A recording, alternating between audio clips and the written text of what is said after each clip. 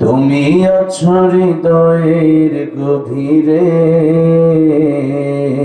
ভুলবো তোমায় বলো কি করে, ভুলবো তোমায় বলো কি করে। দেখি নাই তোমারে কোনদিন, তবু আছো স্মরণীয় মলিন। প্রেমেরই ভুবনে তোমারি বিরহ ব্যথায় নিশীথের শেফালিরা ঝরে। তুমি আছো হৃদয়ের গভীরে, ভুলবো তোমায় বলো কি করে। তোমায় ভুলে যদি যাই গো কভু, এ হবে আমারই পরাজয়। আমার সকল আশারণ অবেলারি যাবে হায়, অবেলাহারি যাবে হায়। যতবার তোমারে খুঁজেছি, কোরআনের পথ তত বুঝেছি, নিজেকে চিনেছি। হে রাসূল নবীজি তোমার পাঠানো ঠিকানা পড়ে, তুমি আছো হৃদয়ের গভীরে,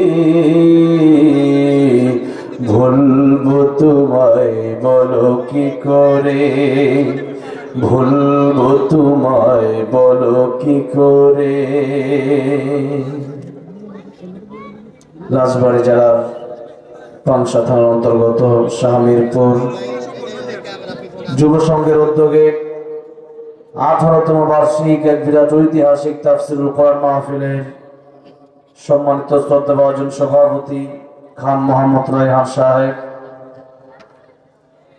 আজকের মাহফিলের প্রধান অতিথি দুর্গা পীর সাহেব মরহুম মাওলানা সৈয়দ আহমদ রহমতুল্লাহর যোগ্য মেজু সাহেবজাদা হযরত মাওলানা উবাইদ বিন নাসির হাফিজাহুল্লাহ। আমার আগে কথা বলেছেন হযরত মাওলানা ইমদাদুল ইসলাম হাফিজাহুল্লাহ, হাফেজত মাওলানা মোহাম্মদ হাফিজুর রহমান হাফিজাহুল্লাহ, পরিচালনায় মৌলভী মোহাম্মদ আবু তালেব মোল্লা সাহেব সহ প্রান্তীয় যুবক ভাইয়েরা, আল্লাহর পেয়ারা মুরব্বী বাবাজিরা, মুআজ্জাজ মুকাররম ওলামায়ে কেরাম, তালিবুল ইলম ভাইয়েরা, পর্দার অন্তরে বসে আছেন শ্রদ্ধেয় সম্মানিত মা ও বোনেরা। আল্লাহ সুবহানাহু মহিয়ান গরিয়ান রব্বুল ইজ্জত ওয়াল জালালের আলিশান দরবারে হৃদয়ের গভীর থেকে শুকর আদায় করছি যে মহান রব্বুল ইজ্জত ওয়াল জালাল আমাদেরকে অত্যন্ত দয়া করে, মায়া করে, ভালোবেসে এই মাহফিলে আসার বসার তৌফিক দিয়েছেন। সেই জন্য আবনত চিত্তে হৃদয়ের আবেগ অনুভূতি উজাড় করে দিয়ে প্রাণ খুলে আল্লাহর প্রেমে মাতোয়ারা হয়ে একযোগে সকলেই পড়ছি আলহামদুলিল্লাহ। মানুষ হিসাবে অনেকেই জবান বন্ধ রেখে দিয়েছেন, আবার অনেকেই একটু ঝিমায় ঝিমায় বলতেছেন। আল্লামা সাইদ রহমতুল্লাহ আলাইহি বলেছিলেন, বিড়ালের মতো 500 বছর বেঁচে থাকার কোনো লাভ নাই, সিংহের মতো 1 ঘন্টা বাঁচতে চাই। ঠিক না বে ঠিক? আমরা বীর পুরুষ। কাপুরুষ হবে তারা যাদের ভিতরে ঈমান নাই, আর যাদের ভিতরে ঈমান আছে তারা কাপুরুষ না বীর পুরুষ? বলেন, তারা কাপুরুষ না বীর পুরুষ? তারা বিড়ালের মতো আওয়াজ দিবে না সিংহের মতো আওয়াজ দিবে? সিংহের মতো। সুতরাং যদি ঈমানদার হন তাহলে আপনার বাতিলের বিরুদ্ধে কথা বলতে, আল্লাহর পক্ষে কথা বলতে, কোরআনের পক্ষে কথা বলতে আপনার মুখ বন্ধ হয়ে থাকবে না, আস্তে আস্তে কথা আসবে না, বরং আপনার জবান খুলে কথা বের হবে। এই জন্য সিংহের মতো আওয়াজ দিয়ে, বীর পুরুষের মতো আওয়াজ দিয়ে এই রাজবাড়ির মানুষেরা, এত বড় একটা মাহফিল মানুষ আসতেছে, আলহামদুলিল্লাহ এখনই হাজার হাজার মানুষ আপনারা উপস্থিত। এত একটা প্রোগ্রামে এমন ভাবে আওয়াজ দিলেন, মনে হলো যে 20-25 জন আওয়াজ দিবেন ওইভাবে যেন এটা একটা ঐতিহাসিক মাহফিল, যেভাবে ঐতিহাসিক ভাবে একটা আওয়াজ দিবেন। সকলে জোরে বলেন আলহামদুলিল্লাহ, আল্লাহু আকবার কবীরা, আলহামদুলিল্লাহ হামদান কাসীরা, সুবহানাল্লাহ বুকরাতাও ওয়াসিলা। পড়েন আল্লাহুম্মা বারিক লানা ফি রজব ওয়া শাবান ওয়া বাল্লিগনা রমাদান। পড়েন আল্লাহুম্মা আমিন। আমরা আলোচনা করব কোরআন শরীফ থেকে, সূরা আহজাব থেকে। তার আগে আমরা অল্প সময় মৌসুম ভিত্তিক আলোচনা করব। মৌসুম ভিত্তিক আলোচনা রাসূলুল্লাহ সাল্লাল্লাহু আলাইহি সাল্লাম করতেন। মৌসুম ভিত্তিক মানে যখন যেই মাসের চলমান ওই মাস নিয়ে রাসূলুল্লাহ সাল্লাল্লাহু আলাইহি সাল্লাম কথা বলতেন। এবং আমরা বর্তমানে যেই মাসে উপস্থিত হতে পেরেছি, আল্লাহ রাব্বুল আলামিন আমাদের হায়াত বাড়িয়ে দিয়েছেন, সেই মাসটা অত্যন্ত গুরুত্বপূর্ণ। তাই এই মাস নিয়ে অল্প সংক্ষিপ্ত আলোচনা করি, আমি আমার মূল আলোচনার দিকে যাব ইনশাআল্লাহ। তবে প্রথমেই আপনাদেরকে কিছু প্রশ্ন করব। প্রথম প্রশ্নই হচ্ছে, আমরা যে মাসে উপনীত হয়েছি সেই মাসের নামটা কি? রজব মাস। মাশাআল্লাহ, অনেকেই বলেছেন রজব মাস। আরেকটা মাস আছে, ওইটা কি মাস? না, মানে এই যে মাস চলতেছে, ইংরেজি কোন মাস? জানুয়ারি। আচ্ছা, আমরা ইংরেজি মাসের নাম বেশি জানি না আরবি মাসের নাম বেশি জানি? ইংরেজি বেশি জানি। আরেকটা মাস আছে 12 মাস, এটা হলো পৌষ মাস। যেমন এখন কোন মাস চলতেছে? মাঘ মাস। আমাদের দেশে বাঙালি আমরা, কিন্তু অনেক মানুষ বাংলা মাসের নাম জানি না, ঠিক না? ঠিক 12 মাসের নাম বাংলা যে মাসগুলো, এগুলোর নাম অনেকেই জানে না। এবার আসেন, এই যে জানুয়ারির খবর আমরা ঠিকই রাখি, ফেব্রুয়ারির খবর রাখি, মার্চের খবর রাখি, ওইটার খবর না রাখলেও তেমন কিছু আসে যায় না। কিন্তু রজব, শাবান, রমজানের খবর আপনাকে রাখতেই হবে, কারণ এই মাসের সাথে ইবাদতের সম্পর্ক আছে না নাই? রমজান মাসের সাথে রোজার সম্পর্ক, জিলহজ মাসের সাথে হজের সম্পর্ক, এই রকম ভাবে ঈদের সম্পর্ক মাসের সাথে। এই জন্য এই মাস ভিত্তিক ইবাদতের সিস্টেম আল্লাহ রাব্বুল আলামিন নিজেই চালু করেছেন। এবং 12 মাসের এই সিস্টেম, এই প্রথা চালু করেছেন আল্লাহ রাব্বুল আলামিন নিজেই। যার কারণে আল্লাহ রাব্বুল আলামিন কোরআন শরীফে সূরা তাওবায় বললেন যে, যেদিন আকাশ জমিন আমি আল্লাহ সৃষ্টি করেছি, ওই দিন থেকে আমি আল্লাহর গণনায় 12টা মাস। কয়টা মাস? 12টা মাস। আল্লাহ বলছেন, ইন্না ইদ্দাতাশ শুহুরি ইনদাল্লাহি 12 শাহরান ফি কিতাবিল্লাহ ইয়াওমা খালাকাস সামাওয়াতি ওয়াল আরদা মিনহা আরবা'তুন হুরুম। আল্লাহর আকাশ জমিন যেদিন থেকে আল্লাহ রাব্বুল আলামিন সৃষ্টি করেছেন, সেদিন থেকে আল্লাহ বলছেন, 12 শাহরান ফি কিতাবিল্লাহ, আমি আল্লাহর গণনায় 12টা মাস রয়েছে। এই 12 মাস জানুয়ারি ফেব্রুয়ারি না, এই 12 মাস মাঘ পৌষ না, এই 12 মাস হলো রজব, শাবান, রমজান, শাওয়াল, জিলকদ, জিলহজ, মুহররম। এই মাসগুলো মুহররম, সফর, রবিউল আউয়াল, রবিউস সানি, জমাদিউল আউয়াল, জমাদিউস সানি। এই যে আরবি 12 মাস, এই 12 মাসের কথা আল্লাহ রাব্বুল আলামিন উল্লেখ করলেন কোরআন শরীফে।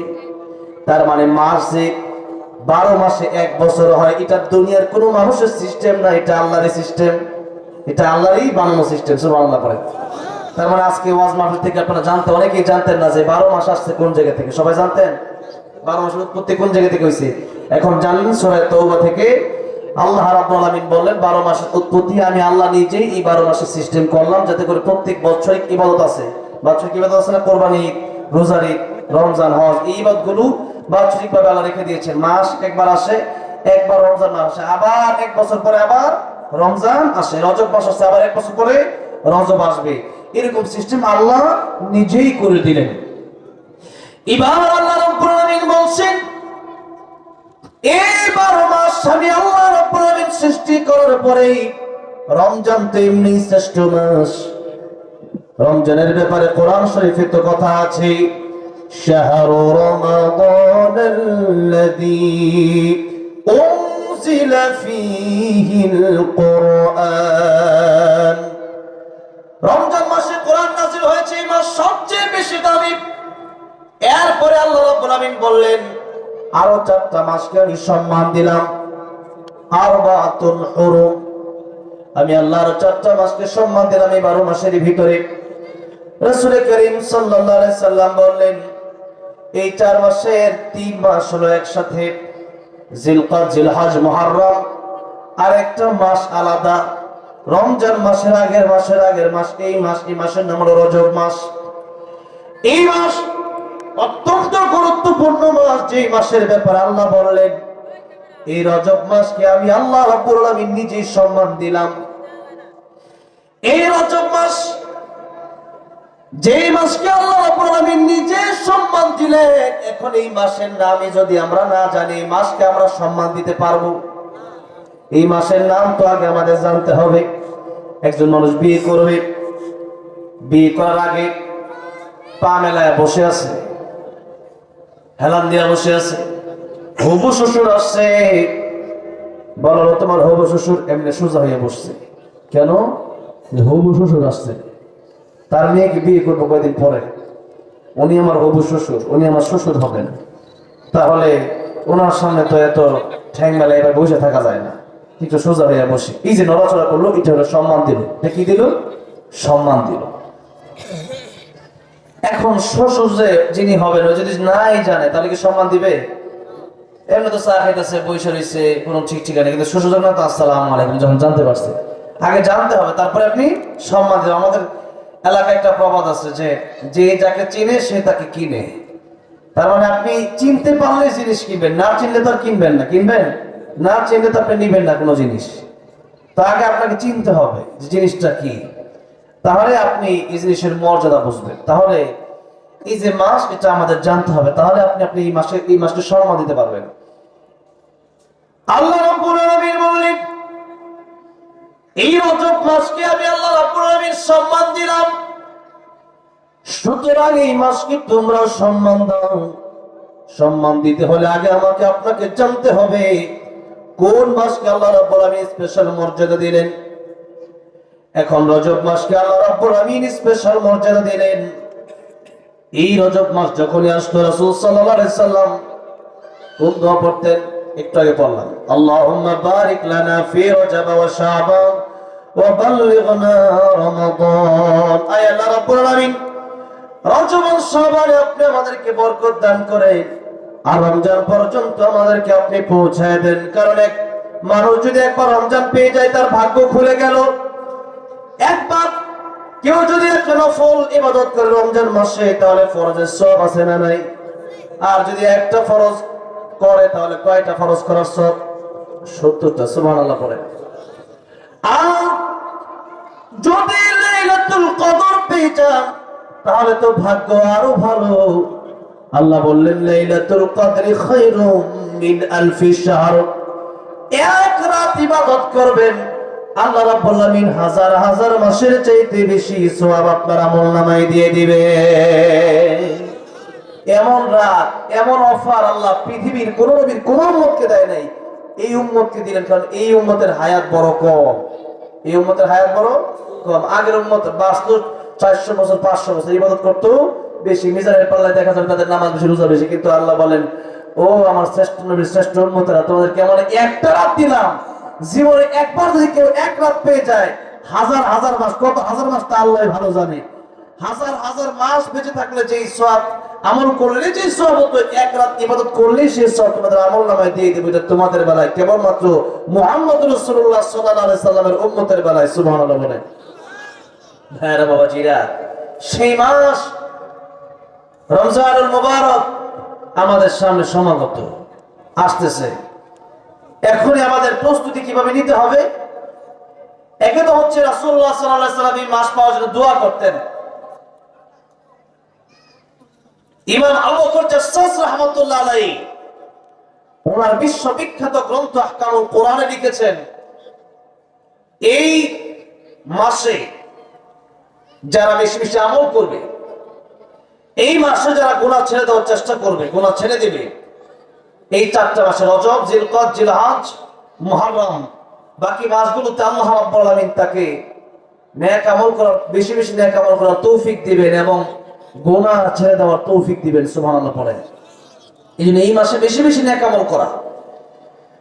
আল্লাহ রাব্বুল আলামিন বলেন, এই সম্মানিত মাসগুলো যখন চলে আসবে, ফালা তাযলিমু ফীহিন্না আনফুসাকুম, তোমরা গুনাহ ছেড়ে দাও, কারণ জাহান্নামে যাওয়ার জন্য একটা মাত্র গুনাহই যথেষ্ট, একটা মাত্র কবিরা গুনাহ জাহান্নামে যাওয়ার জন্য যথেষ্ট।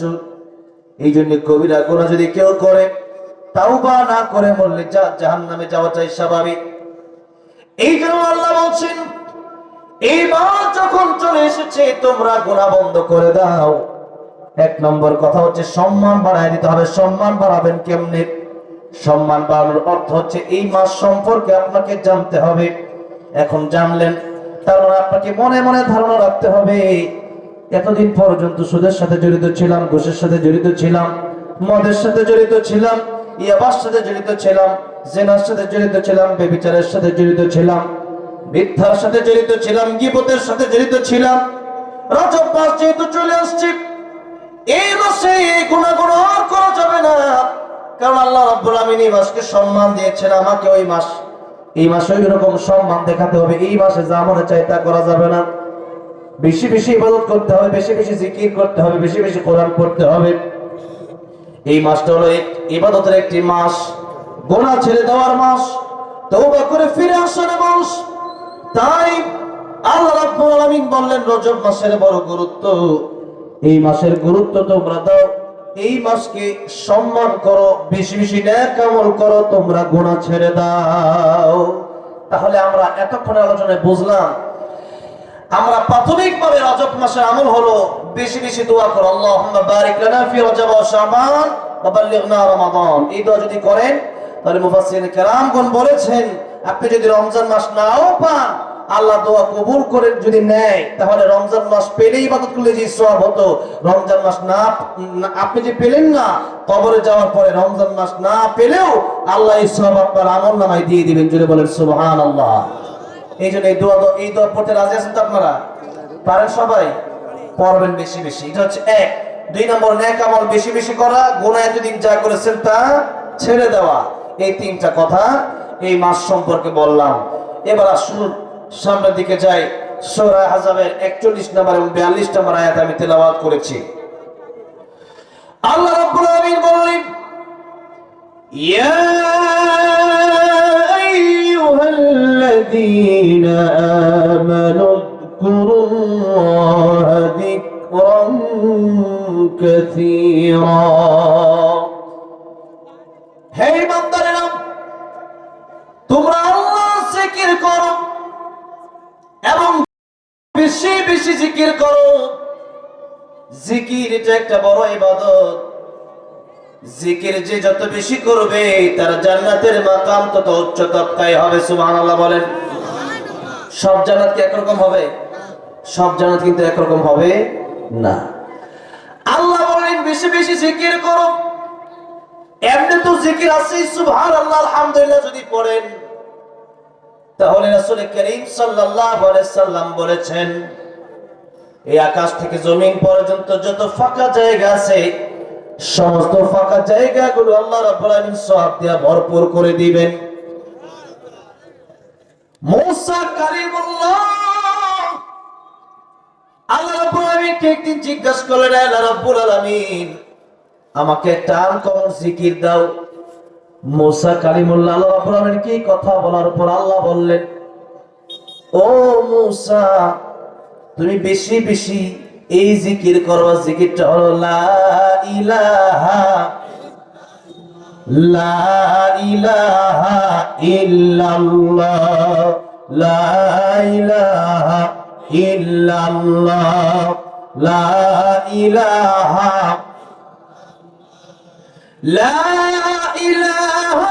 ইল্লাল্লাহ মুহাম্মাদুর রাসূলুল্লাহ সাল্লাল্লাহু আলাইহি ওয়াসাল্লাম। মূসা কালিমুল্লাহ ডেকে বলেন, আয় আল্লাহ রাব্বুল আলামিন, লা ইলাহা ইল্লাল্লাহর জিকির তো সবাই করে, এই জিকির তুমি আমারেও দিলা। আল্লাহ বলেন, মূসা, এই দুনিয়াতে যা কিছু আছে লা ইলাহা ইল্লাল্লাহর চাইতে দামি আমার কাছে আর কিছু নাই, সুতরাং তুমি বেশি বেশি লা ইলাহা ইল্লাল্লাহর জিকির করো। জিকির করবেন তো? জিকির করবেন আর বাদ দিবেন গীবত। কি বাদ দিবেন? আমরা বেশি বেশি গীবত করি আর জিকির করি না। গীবত চায়ের স্টলে, এরপরে বিভিন্ন দোকান পাটে, বিভিন্ন রাস্তার মোড়ে মোড়ে, অথবা আমরা যখন বন্ধুরা আড্ডা একসাথে হই তখন আমরা কি করি, আরেকজনের বিরুদ্ধে আমরা একটু বদনাম করি। তাতে কি লাভ হয়? একটু মজা পাওয়া যায় আর কি, তাতে আর কিছু লাভ হয় না। এতটুকু লাভ হয় যে তার বিরুদ্ধে বললে একটু মজা লাগে, এতটুকু লাভ হয়। কিন্তু এর ক্ষতিটা কত বড়! আপনি যে জিকির না করে, আপনি কোরআন তেলাওয়াত না করে, আপনি লা ইলাহা ইল্লাল্লাহ পড়েন, লাভ হবে। সুবহানাল্লাহ পড়েন, আলহামদুলিল্লাহ পড়েন, লাভ হবে। তা না করে আপনি যখন এই গীবত করতেছেন তখন ক্ষতিটা কত বড়! প্রথমে একটু কোরআন থেকে বলি, তারপরে হাদিস শরীফ থেকে বলি, এরপরে সামনের দিকে যাব।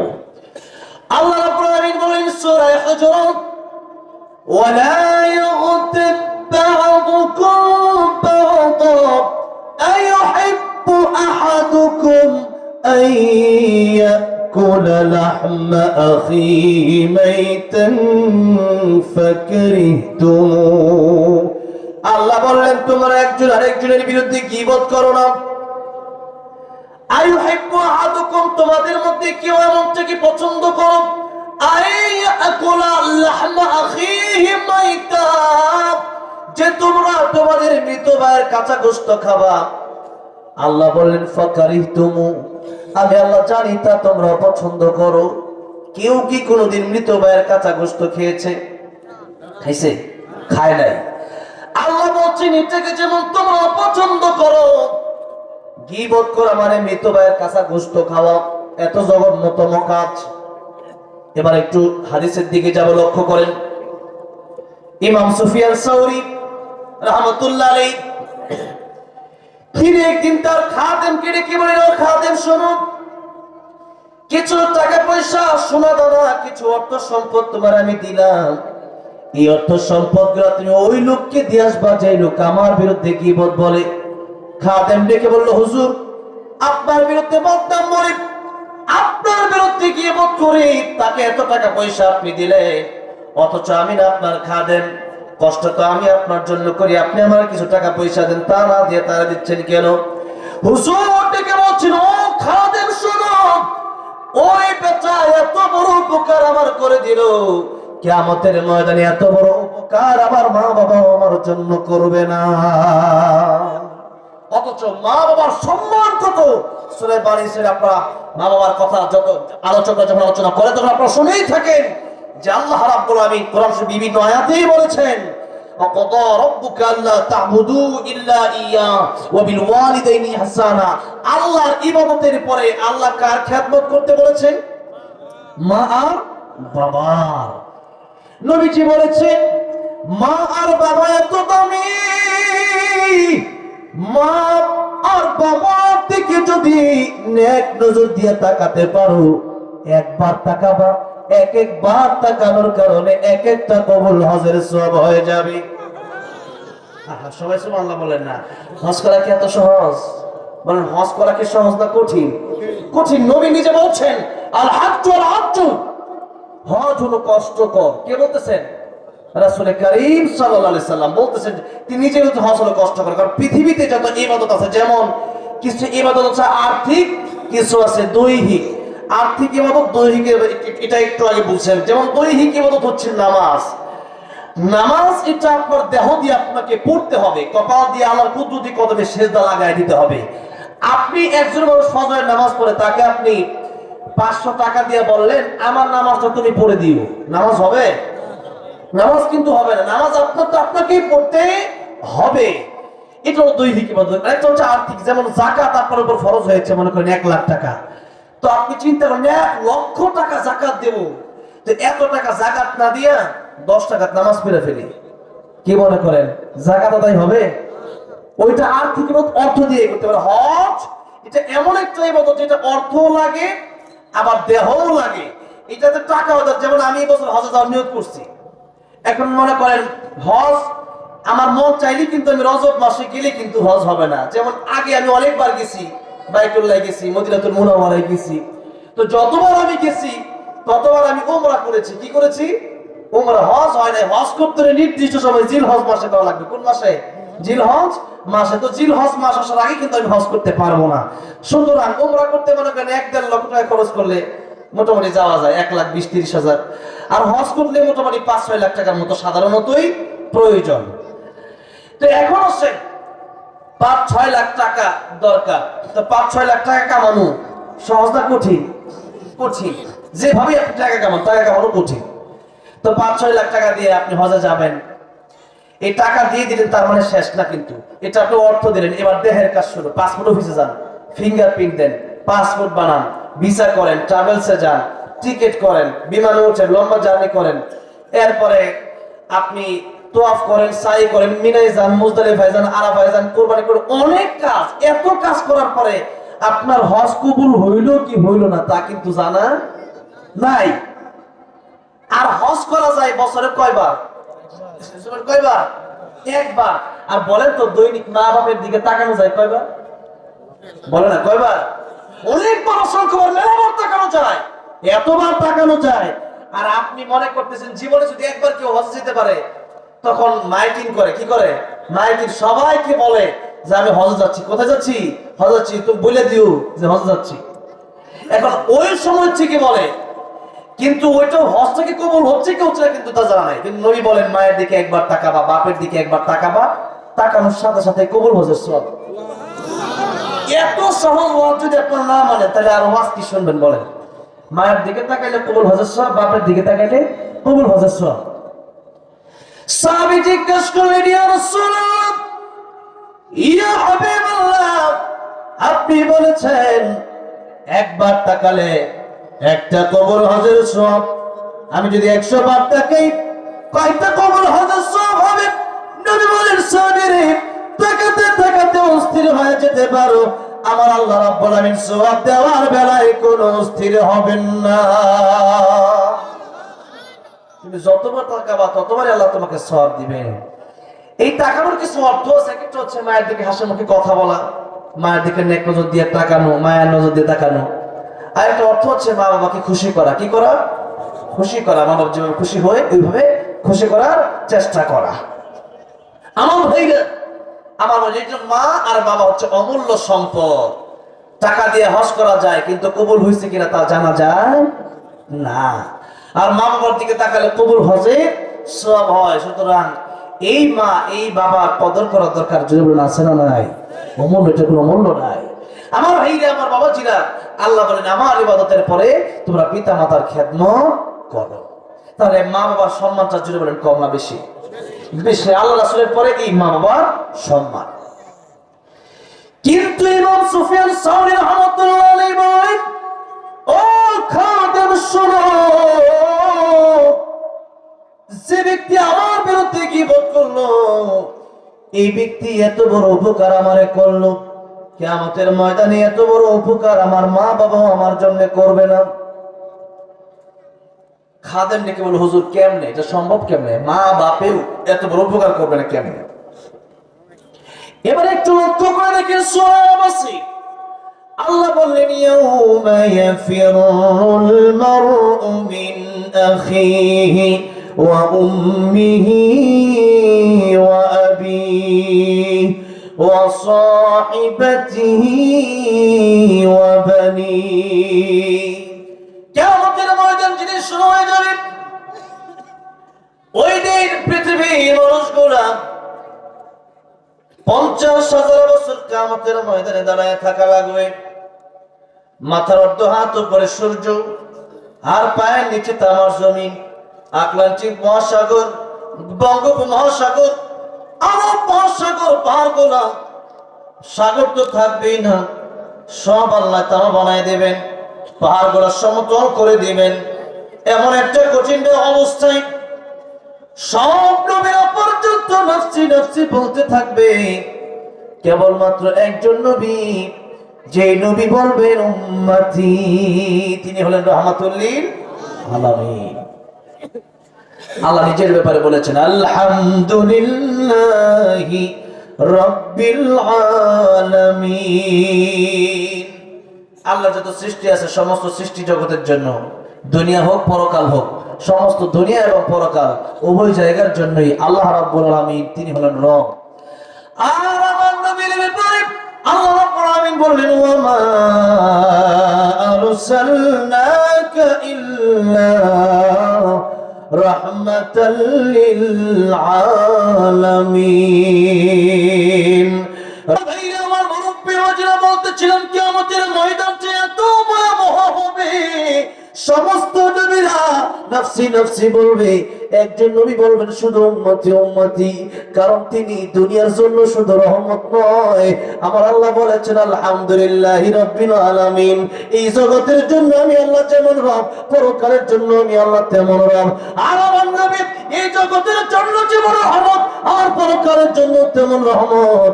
রাব্বিল আলামিন, রাহমাতুল লিল আলামিন, একই শব্দ আল্লাহ রাব্বুল আলামিন ব্যবহার করেছেন।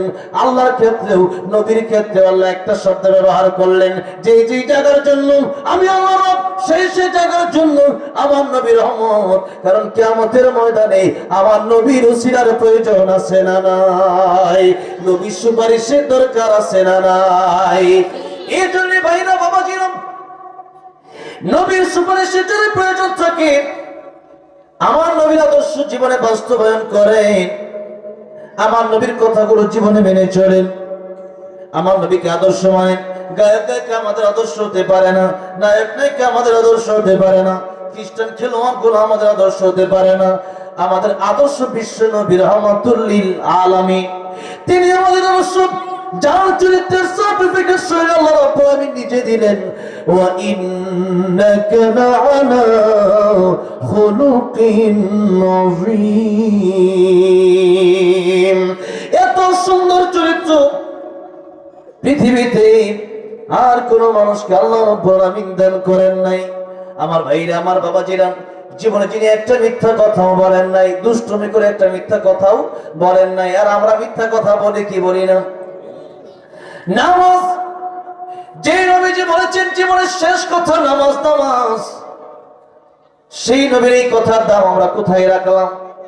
নামাজ আমরা কয়েক তো পড়ি, শুক্রবারে মুসল্লিরাও আপনার 5 ওয়াক্ত নামাজই নাই। ঠিক না? ঠিক বলেন। আমার মেয়ের বাবাজিরা, নবীর জীবন আদর্শ যদি বলতে হয়, শুধু জোহর আসর মাগরিব অথবা জুমা পড়লে হবে নাকি ফজরের নামাজও পড়তে হবে? ফজর আসর নামাজ পড়ে সুন্নাত নয় শুধু দাওয়াতের মেহমান, সুন্নাত নয় শুধু খাওয়া শেষ মধুপান, আরো কিছু সুন্নাত আছে তুমি জানো কি? জানলেও জীবনে কখনো তা মানো কি? এই জন্য সুন্নাত যদি মানতে হয়, নবীর জীবন আদর্শ যদি আমাদের ভিতরে আনতে হয়, নবীর আদর্শ যদি বাস্তবায়ন করতে হয়, এই সুন্নাত অর্ধেক মানলে হবে না, পরিপূর্ণ মানতে হবে। আল্লাহ বলেন পরিপূর্ণ মানো। আল্লাহ বলছেন সূরা বাকারা, ইয়া আইয়ুহাল্লাযীনা আমানু উদখুলু ফিস সিলমি কাফা ওয়ালা তাত্তাবিউ খুতুওয়াতিশ শাইতান ইন্নাহু লাকুম আদুউম মুবিন। আল্লাহ বলেন ঈমানদারের মধ্যে খোলো, ইসলামে প্রবেশ করো, ফিস সিলমি কাফা, ওদখুলু তোমরা প্রবেশ করো, ফিস সিলমি ইসলামের ভিতরে, কাফা আইতামা পরিপূর্ণ প্রবেশ করো। ওযু যদি অর্ধেক করে ওযু হবে? নামাজ 4 রাকাত মনে করে এশার নামাজ 2 রাকাত পড়ে নামাজটা হবে নাকি? হবে না। ইসলাম মানতে হলেও অর্ধেক না পরিপূর্ণ।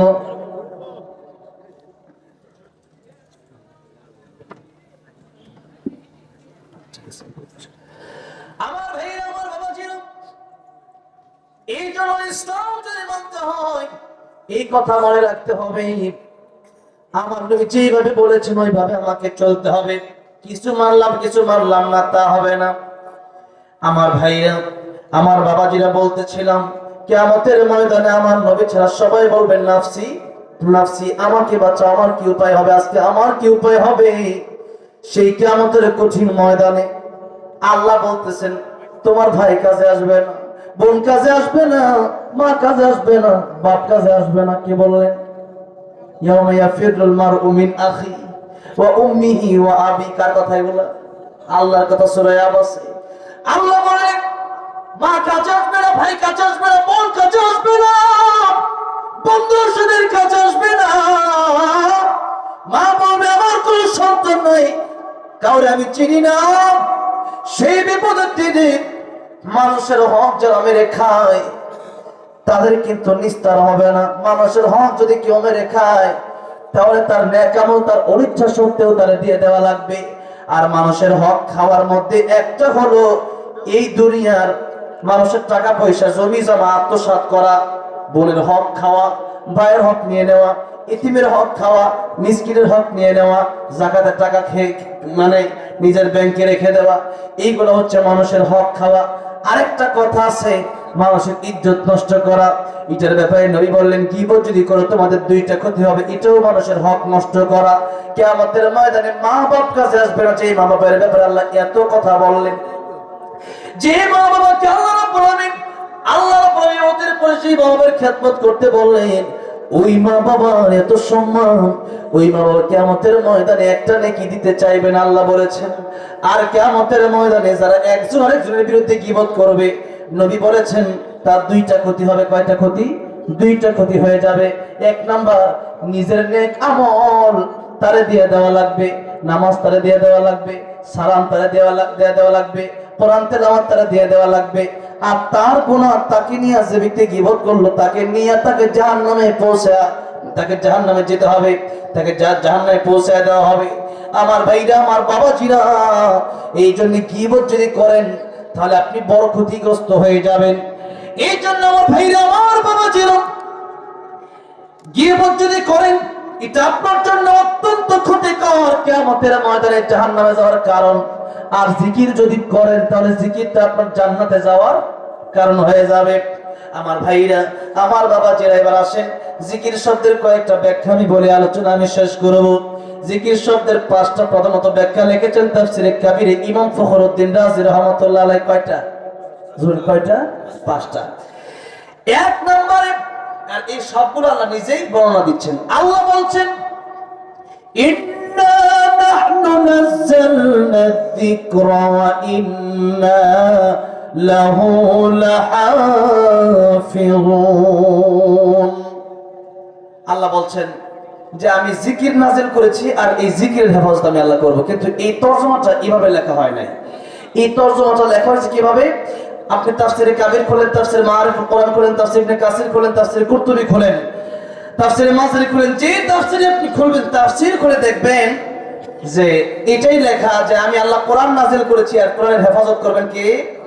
কোরআনের হেফাজত করবেন কে? আল্লাহ। কারণ পৃথিবীর অসংখ্য অগণিত গ্রন্থ রয়েছে কিন্তু কোন গ্রন্থের হাফেজ নাই।